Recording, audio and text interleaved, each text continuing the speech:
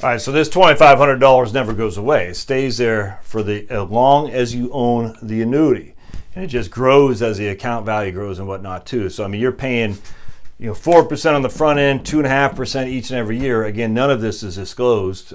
Sometimes they now disclose the front end commissions, or they don't ever, not that I'm aware of, they disclose the front end commissions, but they do disclose some of these fees, which is good.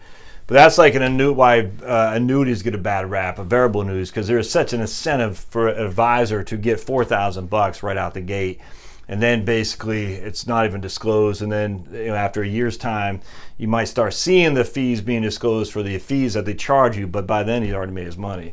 Life insurance, they get 63% of first year premium, which is why they're always pushing whole life and universal life. Because if your first year's premium is $25,000 and they're getting 63% of that, and when we get my trusty calculator, where did I put my trusty calculator? Here it is. I mean, you can see why the incentive of insurance is huge. So $25,000 times 0.63, that's $15,000. That's equals $15,750 in commissions. Some insurance products, they'll get what's called a service fee, just again like a 25 basis point trail. That simply means 1/4% to service the account. It depends on the company, and again, that's not my area of familiarity because I never did this outside of USA where we didn't get any of that. But I've seen lots of insurance guys living in big fat houses because they get this huge front end commission, which is why they try hard to sell you on universal life and whole life, because that is more money I have to pay in. The more money you got to pay in on the first year, the more commission they get. Now, is that case with everybody? No. I get there's always an exception to the rule. But if someone's coming to your house in the middle of the night and you're living in freaking Franklin, West Virginia, and he's talking whole life insurance, I'm telling you, there's a reason he's talking about that, because he's getting paid a pretty significant amount of money. It doesn't mean it's a bad product, but then you got to look at the illustration. Because the facts are, what's going to happen is you're not going to recoup this money in your cash value of your life insurance contract, which is why when I was debating this guy on my own YouTube channel, I said, show me the illustration. He's saying they're getting 5 and 6% a year. I said, show it to me. And he said, well, and I said, well, how much, if they put $100,000 in, what is their cash value after 10 years? Guaranteed. Give me the guaranteed. And even then, give me the current. And it wasn't anywhere near 6%. I mean, it would have to be... It'd have to be over $150,000 to be a 6% simple interest rate. It wasn't anywhere near that. It was like 1.5, and that was on the surrender value on the current accounts, and it was like on the guaranteed it was like 98 or something like that. So he put $100,000 in.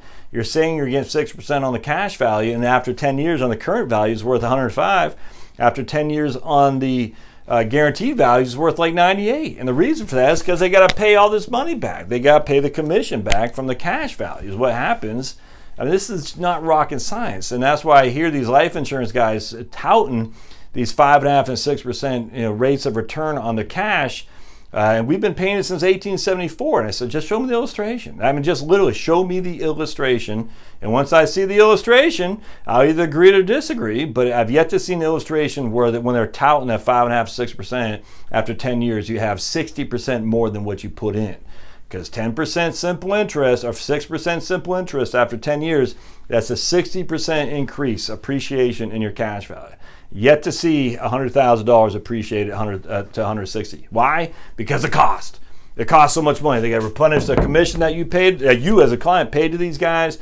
They got the fees for the cost of life insurance, what's called COI, cost of insurance. All of these various fees that go in there. So I just that's something that annoys me about life insurance guys, because it can be a good product, but the way they position it ticks me off because you're not getting that 6%. Anyway, so that's how financial advisors get paid. No one's going to come to your house and talk to you about just what's best for you. So the way I look at it is just pay somebody by the hour. If you can find somebody in the Garrett Financial Network or me, I charge by the hour or flat financial planning fee. That's the way to do it. Now, if you want someone to actually manage your money and you're comfortable with paying them a fee, I got no problem with that either, as long as you know what you're getting. As long as you have a comfort level that you're getting serviced, that the guy or lady what you're hiring isn't just putting in some mutual funds that also have another 1%.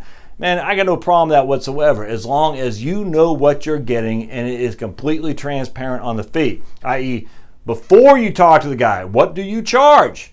Let me look at the website. Well, we don't know because we don't know your situation. Forget that. Forget that. That means it's a sliding scale depending on how desperate they want the business. That's not what you want. I want to see your fees on the front end. All right, I hope this helps. If you have any questions, please put them in the show notes. If you have experience about how people get paid on this, I'd love to hear them. Put them in the show notes as well. All right, we'll see you next time.